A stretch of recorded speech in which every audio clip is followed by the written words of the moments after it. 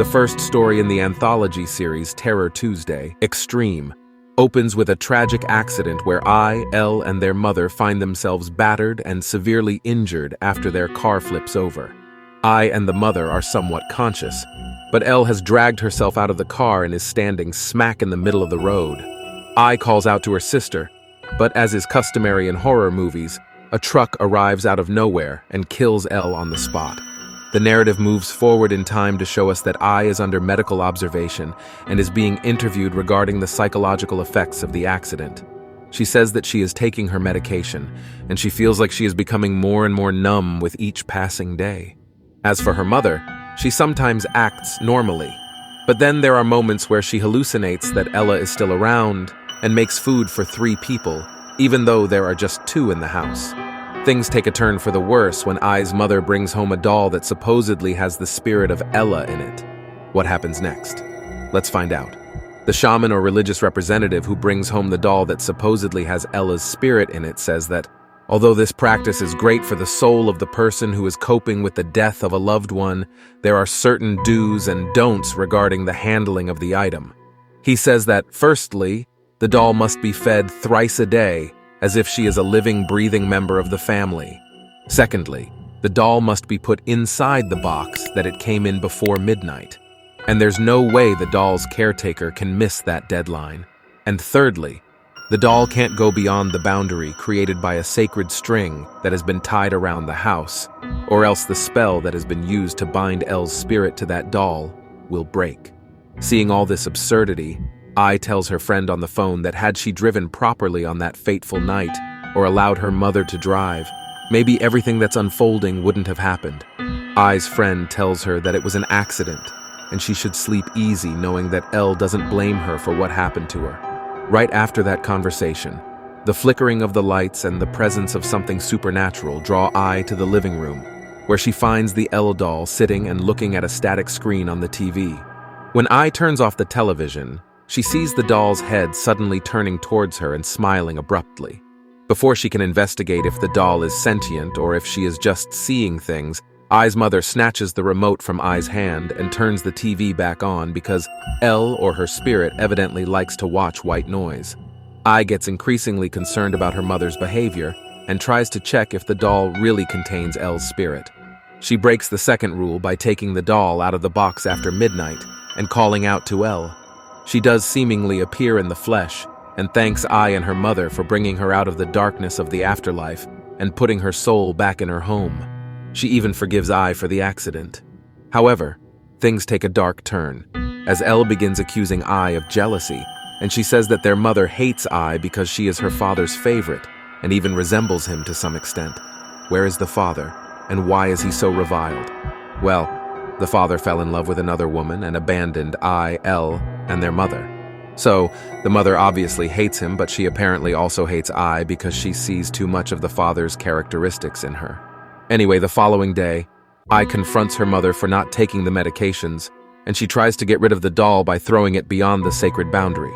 This leads to a physical altercation between the 2 ladies, and as a result of it, the clothes on the doll are ripped off. Is shocked to see all kinds of incantations on its body, but the mother shoves to the ground and takes the Elle doll back into the house with her. Realizing that her mother is a lost cause, decides to leave her for good. When she is about to exit the premises, the mother attacks seemingly on the orders of the doll and incapacitates her. When resumes consciousness, she finds herself tied to a chair. She is at the dinner table with her mother and the Elle doll. The meal of the day is I's pet macaw, which the mother has lovingly cooked in a sickening broth. Manages to avoid chewing on the bird's head, but that only aggravates her mother. She starts lamenting about her husband's betrayal and how similar is to her father in terms of their stubbornness. The mother blames her husband for all the miseries that the family has faced, and she blames for Elle's death. She says that she is going to make everything right again by dying and reuniting with Elle along with She brings out a bottle of insecticide and chugs down a glass full of the toxic liquid. When she tries to get to consume it too, the girl manages to get away from her mother. She then tries to stab but since the poison starts to affect her system, she fails. but a giant monster appears out of nowhere and tries to choke Ai to death. The mother stabs the monster, which has seemingly emerged from the doll because of evil spirit-related reasons, and saves Ai. In her dying moments, the mother realizes her folly and tells Ai to throw the doll away because it has been the root of all their problems. Ai triumphantly gets the doll beyond the sacred thread boundary, thereby breaking the binding spell.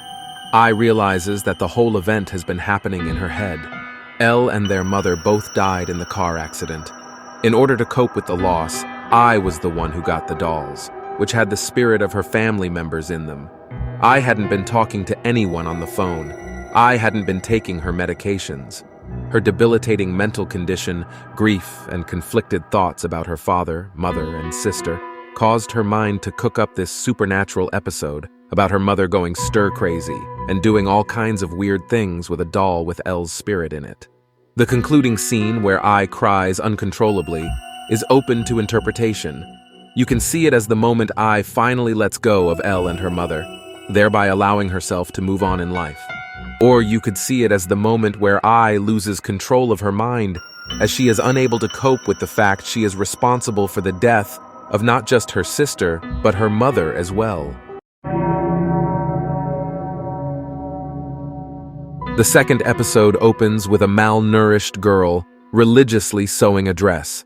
She momentarily stops when the sewing pin goes through her finger and then resumes her work again. The scene shifts to Milk and her boyfriend Bank, arriving at a shop for wedding dresses called Nong Nuk Wedding. Milk says that she will be learning how to make wedding dresses from the best, so that eventually she can make the dresses she and Bank would wear on their wedding day. Milk's boyfriend doesn't show much excitement regarding the idea of marriage, but it seems like she is used to this behavior of his. Since the guy says that he'll deliver her meal to her, Milk lights up and enters her new workplace. She is greeted by the owner of the place, Nuk. Milk gets a tour of the workstation, the mannequins, the photo studio, and her bedroom, and it seems like Nuk is very accommodating as a boss. But that's when she drops a bombshell by revealing that she is traveling to Phuket for a few days, and Milk has to look after the shop all by herself. An ominous shot of a religious sticker, the ones that contain evil spirits, falling off a solitary water tanker on the shop's roof indicates that Milk is going to go through hell. Does she survive the ordeal? Let's find out. During her first night alone at her workplace, which doubles as her temporary house, Milk talks to her mother. Unlike India, where the family of the groom is paid dowry money by the bride's family and it's illegal and unethical, in Thailand, the family of the bride gets dowry from the groom. It seems like it's a common practice there, but Milk is strictly against it, and she wants to marry Bank for love and not for the money. Due to the heated nature of this conversation, Milk fails to notice that she is being haunted by the ghost of Nuk's previous employee. The effects of said haunting are felt the following day when Milk tends to her first customer. Nothing seems to impress the woman, but since Milk has a reputation to uphold, she brings out a wedding dress that catches her eye. Since it's not a perfect fit for the customer, the topic of alterations comes up. Milk says that she'll need a few weeks to get the job done. The customer says that she needs it to be done in a week. The argument over the deadline agitates Milk, and she blurts out that the customer should choose to lose weight instead of ruining the aesthetics of the dress. This causes the customer to rant on video, and she threatens to release it on social media if Milk doesn't do as she's asked. Since Milk doesn't want to lose her job, she promises to get the dress ready within a week, and even says that she'll give her a discount. The customer bids adieu for the time being, and Milk heaves a sigh of relief.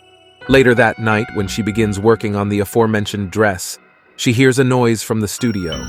When she investigates the place, she finds Bank in his boxers, waiting there to startle her. Milk asks how he got into the place and why he is half naked. It's revealed that Milk has some blank spots in her memory because earlier that night, Milk went against her mother's advice of not wearing a wedding dress before her marriage and donned the cursed apparel to seduce Bank. And then she abandoned her demure personality and partook in some aggressive sexual activities with her boyfriend. That's why Bank is in the studio, and that is why he is half naked. However, since Milk has no memory of all this, she is surprised to see him in the shop. Bank isn't particularly observant, so he asks Milk to go for round 2. Milk shifts the conversation to their marriage, and Bank immediately gets angry. He doesn't want to pay the dowry that Milk's mother wants, and he doesn't want to do a big fat wedding because he thinks that is just a waste of money. This upsets Milk, and Bank leaves her in that state instead of arriving at some kind of middle ground because, let's face it, he's not the most loving guy. Episode abruptly cuts from Milk and Bank's argument to Milk waking up at the sewing table, fixing the dress for the customer, while looking at a bottle full of weight loss pills. Milk doesn't have an ounce of fat on her body, and it's unhealthy to lose weight with the help of medication anyway. So seeing her eyeing a bottle of Slim Sure is concerning. She resists the urge to take them and goes back to working on the dress. The following day, we see her looking at her phone, which is full of one-sided texts to Bank. When Milk tries to eat some food, she coughs up what looks like a hairball. Dizzy and weak, she walks into the front of the store only to see a demonic entity wearing the wedding dress she has been working on. She passes out on the floor and wakes up at her workstation. This time, the aforementioned bottle of diet pills is empty, but she has no memory of taking them. She starts working on the dress again and sews in hair from the head into its seams. The following day, the customer and her husband arrive to get the dress and are shocked to see that Milk has aged horribly over the course of a week. The customer empathizes with Milk and the work she has done, but gets angry when she realizes that Milk hasn't increased the size of the dress. Instead, she has reduced it. That's when the dress chokes the life out of the customer, and she rushes out of the trial room to get her fiancé to help her, but he is of no use in that situation. Milk sees the dead woman who keeps haunting her again and faints. When she regains consciousness, the customer, her fiancé, and the dress are nowhere to be seen, and it seems like the jilted woman has uploaded a defamatory video on social media too. Nook calls Milk, since she is worried about the reputation of her shop, but is shocked to learn that Milk knows about her previous, and probably deceased employer, Pete. Noosh advises Milk to get out of the shop and wait for her, but Milk goes into the workstation and finds the dead body of Bank in a closet. Apparently, on the night of their big argument, the spirit of Pete not only forced Milk to have sex with Bank, but she also got her to kill him. By the way, it's unclear if the second altercation with the customer has actually happened, or if Milk has killed the customer and her fiancé and kept the dress, because Milk finds the demented wedding dress at the workstation again, floating in the air. But yes, Bank is dead for sure. Nook enters her shop, only to find the spirit of Pete wearing the wedding dress and standing ominously in the workstation. That's when we get a flashback so that we can learn more about this ghost. So, Pete was an employee at Nong Nooch Wedding, and she used to make these amazing dresses for her customers. She used to be applauded for her work, and she shared an amicable relationship with Nook. But Pete dreamt of becoming slim and conforming to industry-approved beauty norms. Nook told her that the women that she was being envious of hadn't achieved that look naturally. They had gone under the knife. Instead of being disgusted with this practice, Pete chose to undergo some kind of weight loss surgery, and that took a toll on her mental health. Pete became incredibly wary about her weight, to the point where it looked like she was suffering from anorexia and bulimia. Her body image issues bled into her work, and she reprimanded Nook for altering the dresses she made instead of asking her customers to lose weight. This led to a physical altercation between the two, and Nook had no option but to kill Pete. To avoid arrest, Nook stuffed Pete's body in the container on the shop's roof and locked it. So, the ending of the episode made it quite obvious that Pete's ghost has returned to take her revenge. She possessed Milk because she is obsessive about her work, worried about her marriage, and has body image issues. Pete finally gets her revenge by killing Nook. Then, she proceeds to arrange a macabre wedding ceremony for Milk. By the time Milk realizes what she has been made to do by Pete, it's too late, and she screams in horror while Pete laughs maniacally. This episode is clearly about eating disorders, which are caused by toxic norms peddled by the fashion industry and social media.